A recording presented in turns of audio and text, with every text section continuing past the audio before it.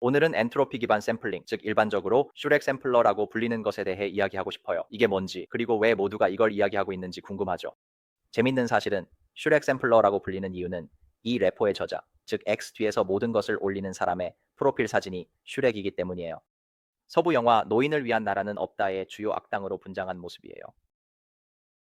더 나아가기 전에 샘플러란 무엇인지 알아볼까요? 우선 제 알아야 할 첫 번째는 언어 모델 LM이 매번 순방향 패스에서 단순히 다음 토큰만 출력하지 않는다는 거예요.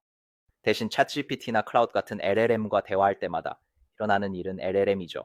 내부적으로는 수천 개의 확률 목록을 반환해요. 각 확률은 다음 토큰이 출력의 다음 토큰이 될 가능성을 나타내죠. 샘플링은 그 목록에서 어떤 토큰을 사용할지를 결정하는 과정이에요. 가장 간단한 방법은 항상 가장 확률이 높은 단어를 선택하는 거예요.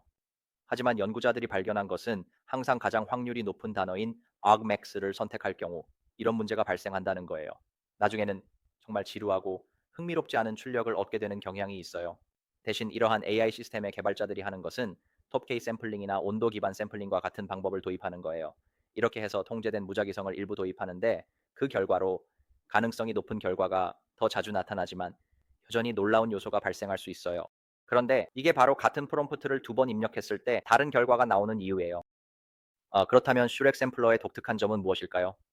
각순방향 패스의 끝에서 우리가 방금 이야기한 단순한 샘플링 전략과는 달리 슈렉 샘플러는 모든 가능한 토큰의 확률 목록을 받아들여서 두 가지 값을 계산해요.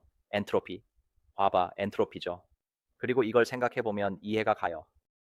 모델이 수천 개의 확률 목록을 반환할 때 단순히 사용할 단어 목록을 제공하는 게 아니에요.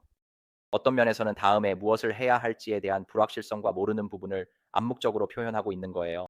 그래서 슈렉 샘플러는 그 두 가지 값을 활용해서 샘플링 전략을 그 값들에 따라 바꿔요.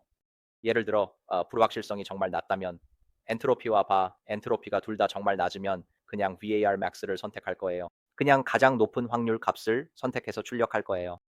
하지만 불확실성이 정말 높다면 모델이 가고 있던 경로를 다시 고려하도록 하기 위해서 일시 정지 토큰을 삽입하는 것처럼 정말 흥미로운 일을 할 거예요.